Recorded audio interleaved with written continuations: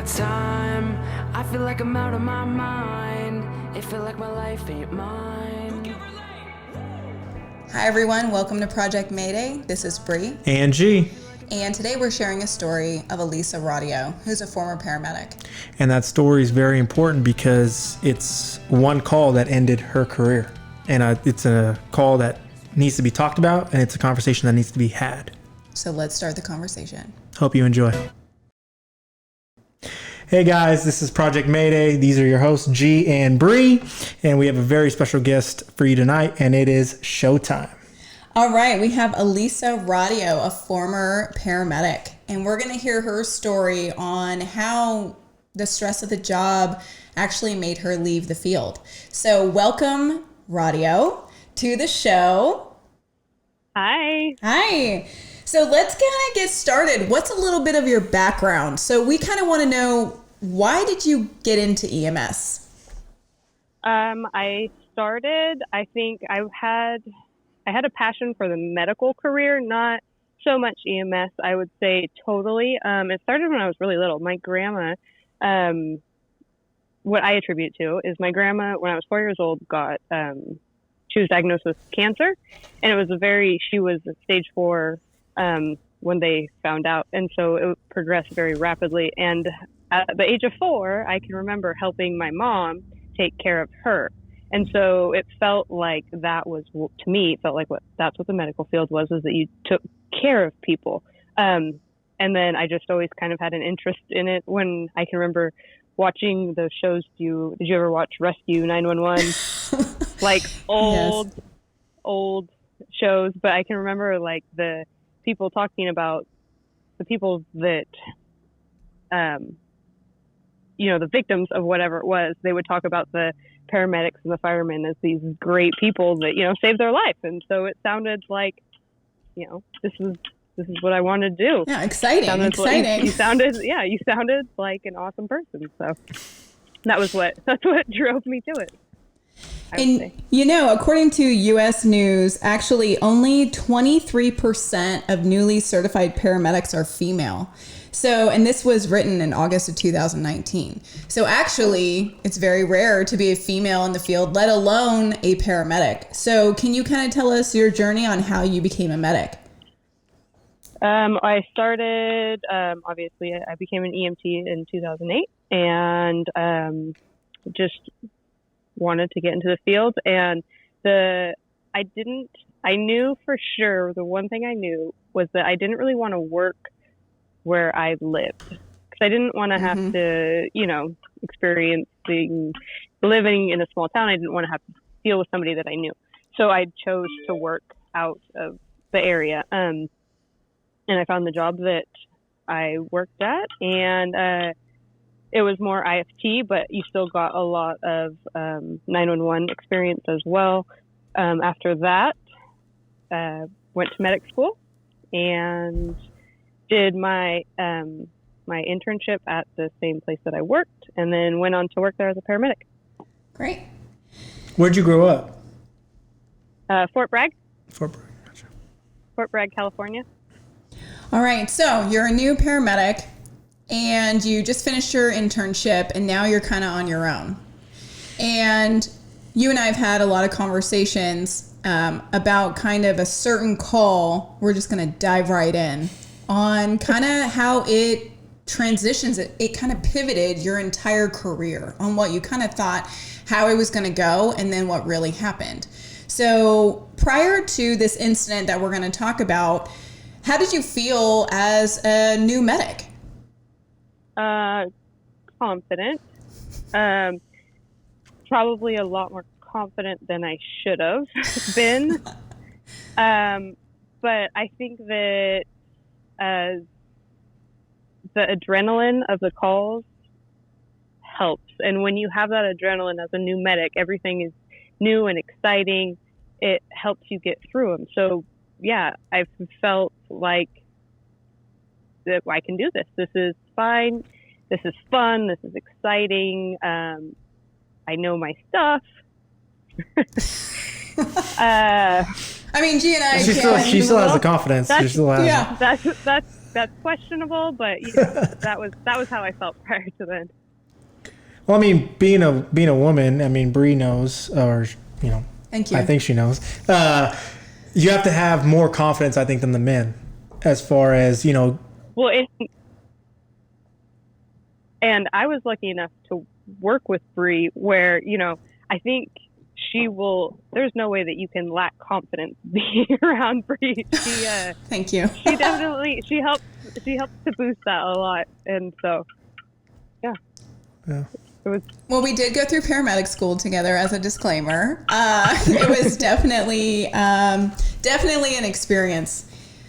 Being some of the only females in the whole class, let alone working at a fire department, you know, with mostly males. And then we're going up the ranks as paramedics and working in a small rural community where it was very close knit. I mean, I think just maybe that's the impact of the call that we're going to talk about.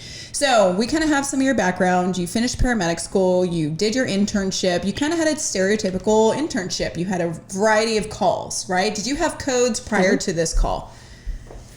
Yeah. Cool. I wouldn't say quite a few, but you know, I definitely got my experience on codes.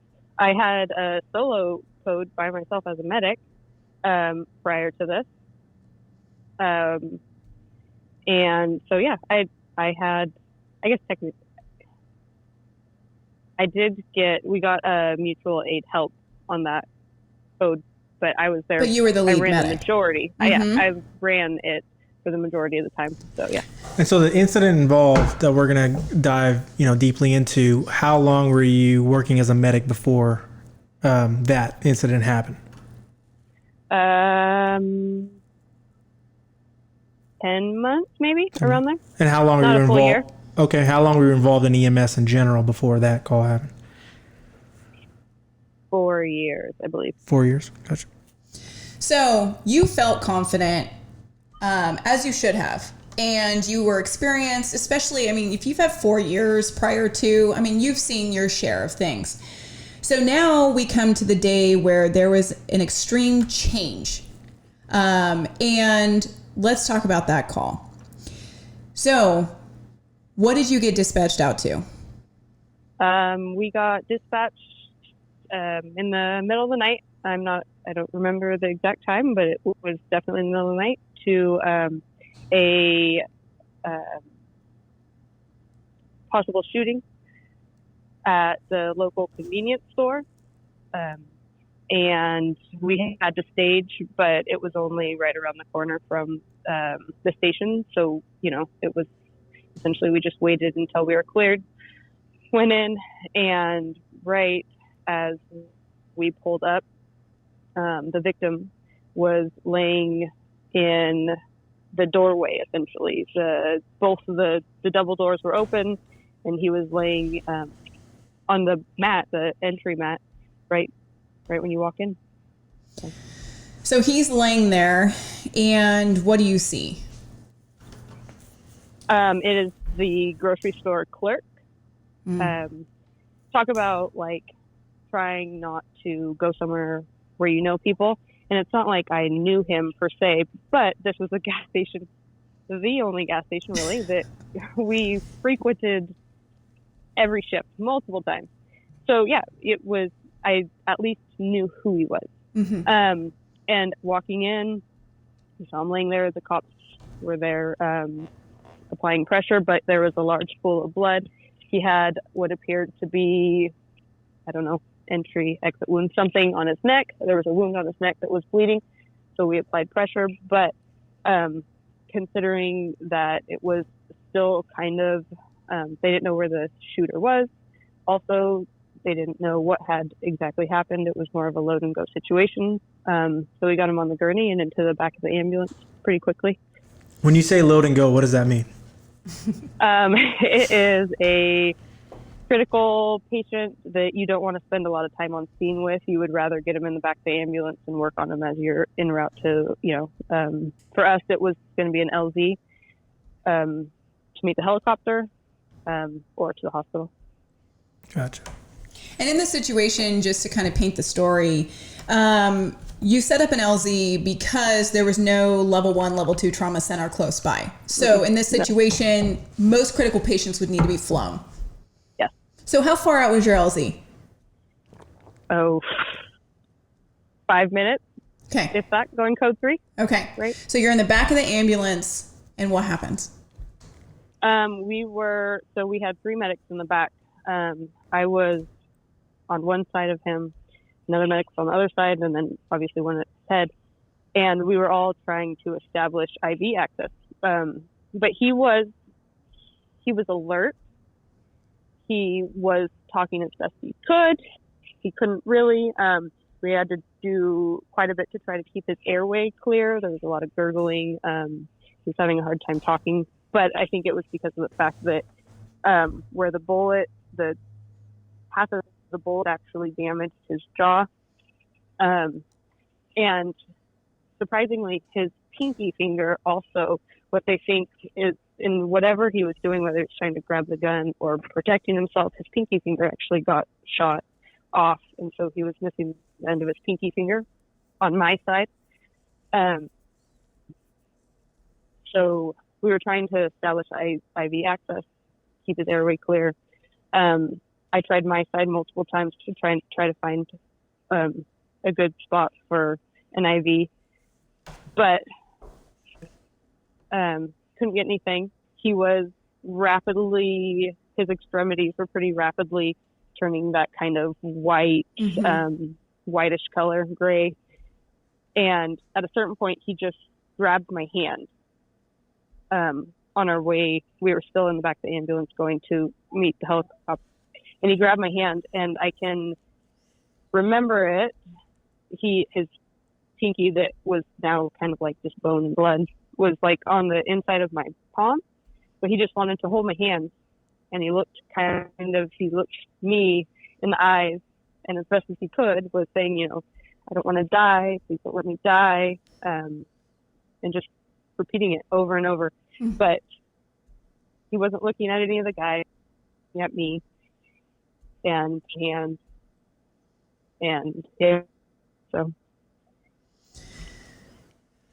So as far as him, latching onto you,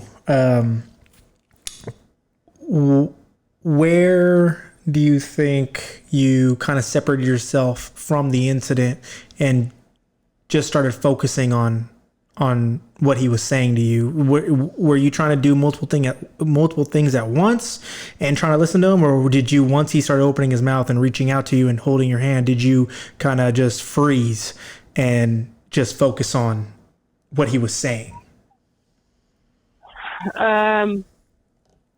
When he grabbed my hand, I think is what was kind of, because, as I feel like as you're trying to look for IVs, you're kind of holding their hands, right? You're manipulating their arms or hands. You're looking, and this was a definite, he grabbed my hand.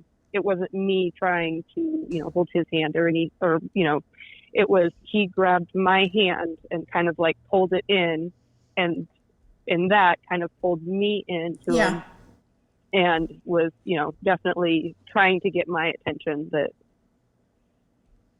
well, he knew. He felt it. He knew it was kind of coming.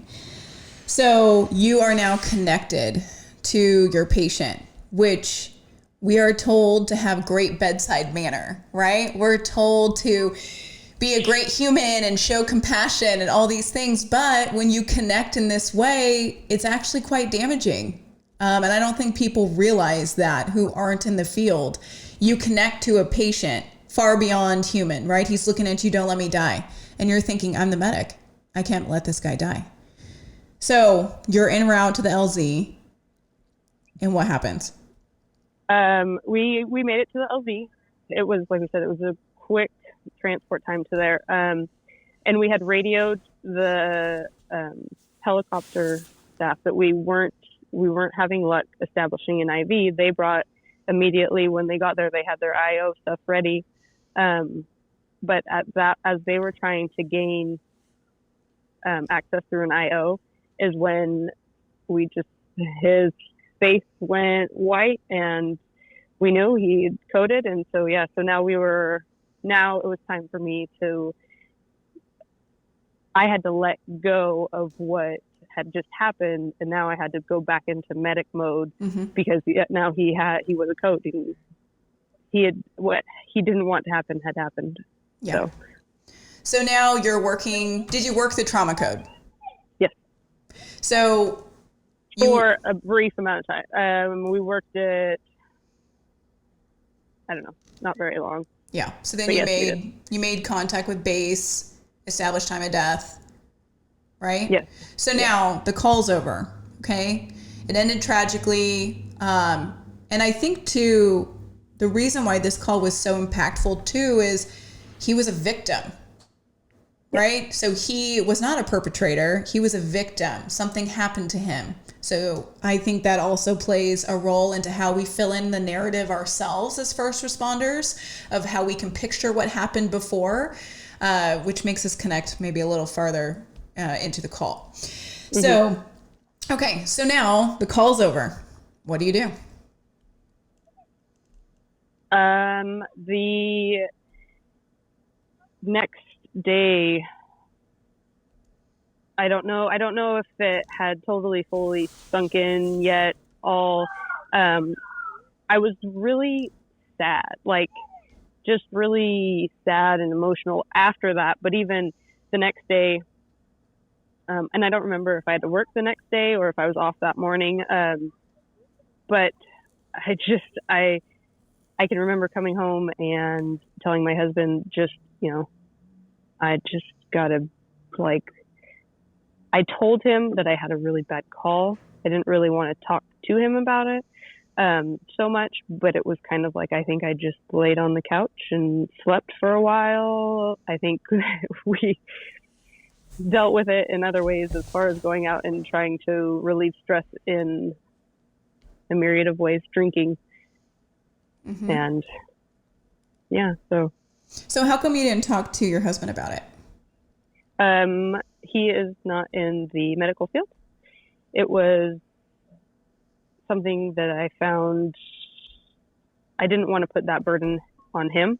I didn't want him to, I think that in a way, my job was already stressful enough for him. He didn't like the fact that I was working 48-hour shifts. He didn't like that I was up in the middle of the night driving. I think he worried about my well-being a lot. So I think for me to tell him that I had this really bad call that was really kind of messing with me would probably, really send him into like, this is really bad for you. And I don't know if I was quite ready to face that yet. Yeah. So you said you kind of self-medicated with alcohol. Well, I mean, I've been there. I've done that. Well, I was there with her, so we did that. So, we laugh about it kind of now or kind of chuckle about it, but it's a serious thing. We shouldn't do that, right? We shouldn't self-medicate with alcohol or with whatever else people choose to do so. And, that pediatric code that I had with, or when I told Bree about, like the next day I was at home drinking. And It's like, why am I doing that? Or is that making it any better? Right. And did that make you feel any better when you self-medicated with alcohol? No. And I'm actually the kind of person that the drinking actually just made me more emotional about it. So it's not like it actually helped me deal with it. I just became kind of more belligerent and more emotional, and it kind of went on this whole spiral of, not actually dealing with it. Right. So. Just numbing it out. Yeah. Okay. So now this goes on and you start drinking. Did anything else? What happened? So you have a few days, you're kind of drinking a little bit, sleeping more, disconnecting from your husband. And did it get better?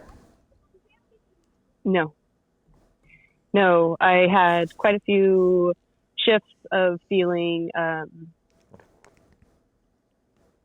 guess, inadequate as a medic, not feeling sure of myself.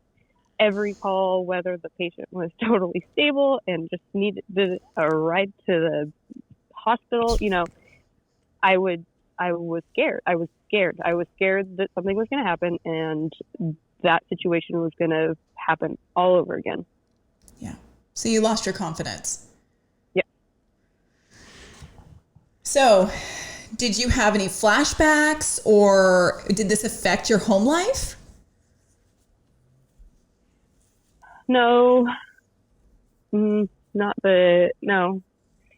Just more that I just didn't want. It took me a while to actually kind of open up and tell him what exactly had happened. So you ended up telling him? Yeah. Because you were acting not like yourself. Yeah.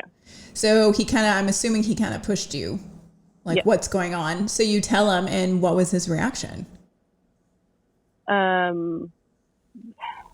Compassion, actually, I would say. Like, he was there for me and what I needed, and I think after telling him what I needed was like a hug, and that's what he did, and he was there if I wanted to talk. I didn't want to talk, it's not so much that he did not have the reaction I thought he was going to have. It was more like, I know this is bothering you and this is hurting you, and I want to help you, not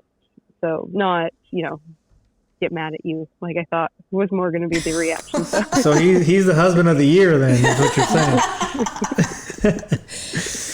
saying. So fast forward a little bit to where you came to the decision of, all right, this is not, for me, or this feel isn't for me.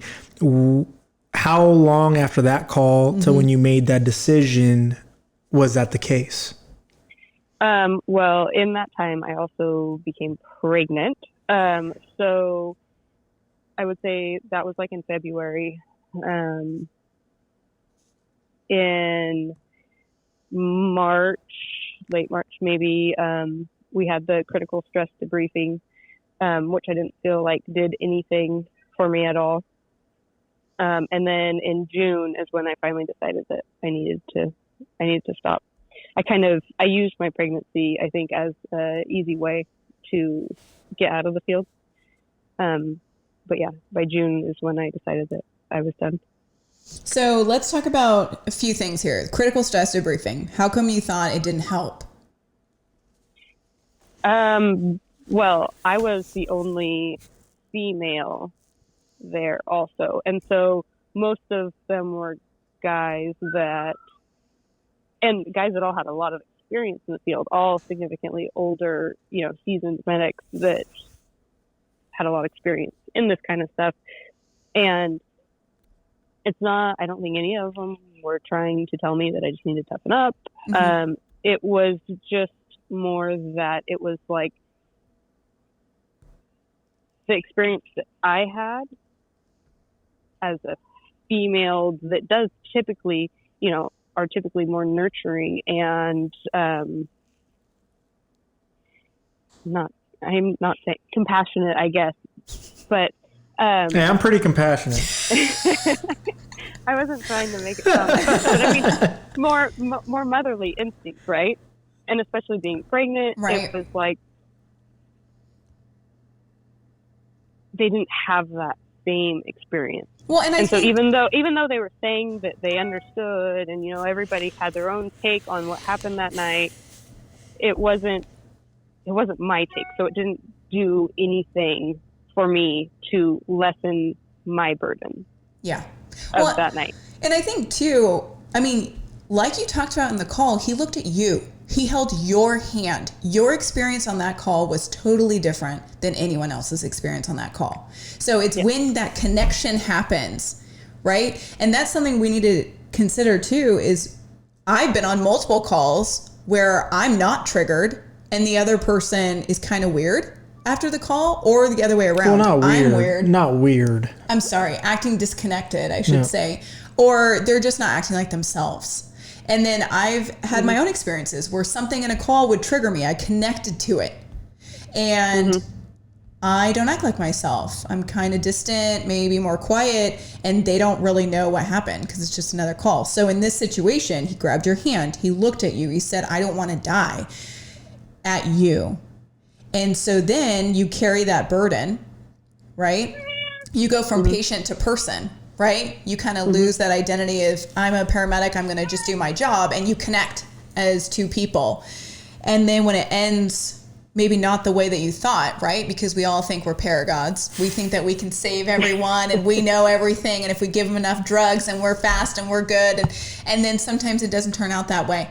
And in this situation, in this critical stress debriefing, right? You're sitting around the table, like you said, kind of seasoned paramedics here who maybe don't even know why you called a critical stress debriefing, because it was significantly later that this debriefing happened.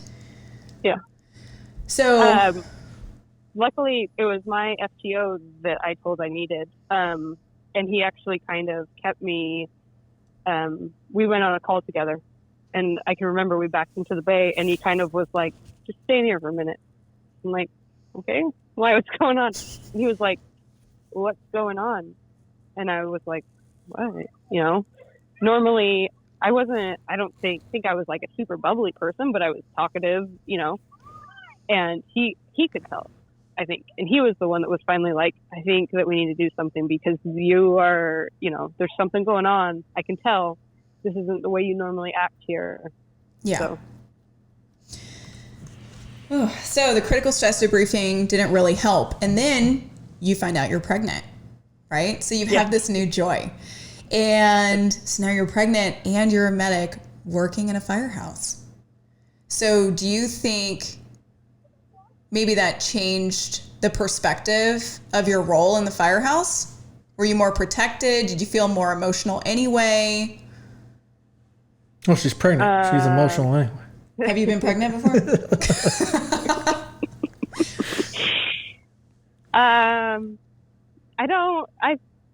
I think that they were. Like, I think that there were times that they were more protective of us. Like, not to, I think that they would kind of let us get out of some calls, late night calls that we didn't want to go on. Mm-hmm. So. Yeah, actually, Alisa and I were pregnant at the same time, and our daughters are 1 day apart. Wow. Yeah. And I do have to say they were generous enough to give us the leftovers during dinner. They would always say, oh, if there's extra, you can have them. I'm like, I don't need that. Thank you. So they also did nicely stay away from the labeled Alisa and Bree food only. Yeah. Nice. So one night they did chain up the refrigerator as a joke, and I was quite angry. So they unlocked it quickly. But okay, so now you're pregnant, and how did you kind of use that as a way to say this career is not for me? I was actually getting really car sick in the back, and I had patients where I was vomiting. But they were the patients, and like I was trying to do it as quietly as possible. That's really hard. And I think there was even one lady that was like, "Are you okay back there?" I was like, "Yeah, I'm fine. How are you doing? You're the patient, not me. Don't worry about me." But yeah, so I was getting really car sick, and I just was able to. It was kind of like my body was telling me, you are done. It's been kind of a wild ride, and now we just can't handle it anymore. So. Yeah. So you formally quit. You were in EMS a total of 5 years. Yes. And when you look back on your career, what's something that you say to yourself about working in EMS? It was an experience. It was an experience. Could you go into more depth on that?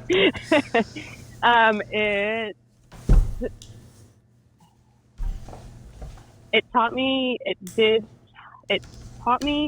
self-confidence, I think, in a lot of ways, but it also told me to, sometimes maybe check your self-confidence also, and don't go into every situation, full steam ahead. Maybe look at things with a little more perspective and be able to judge things a little bit better. So I love that. All right. So how we like to end these kind of out are through a rapid fire, your rite of passage. And so there are 5 questions, and you have to answer in a word or a phrase. So that's the rule. You just off the cuff, word or a phrase. That's all you got to answer. Are you ready? As much as I'll ever be. All right, good. So the first one's going to be favorite animated movie. Oh, The Croods. It's just because it's on the top of my head. My daughter was just watching it. Okay. Favorite thing about being out of the field? My family. Beautiful. Favorite quote? Favorite quote. It is better to be hated for who you are than loved for who you're not. Who said that? It was actually from a country song. That's where I heard it. I don't know who actually said it. As horrible as that. That's some homework for you. You gotta know who said your quote. And then favorite book. Oh.